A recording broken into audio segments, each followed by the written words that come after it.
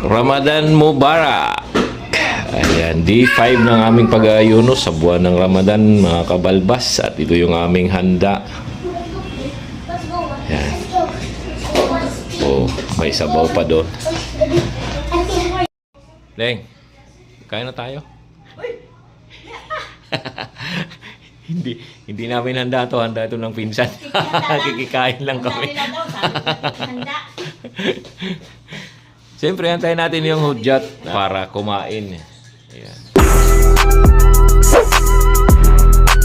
Dumating na yung hudyat ng pagkain, pag-break na aming fasting. At so na, kakain ka muna ng plates. Isa or tatlo.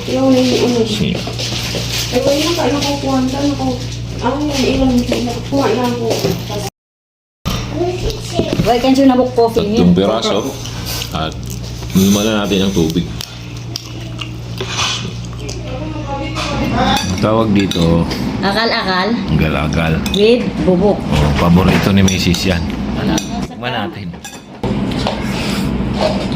Para sa aking best partner.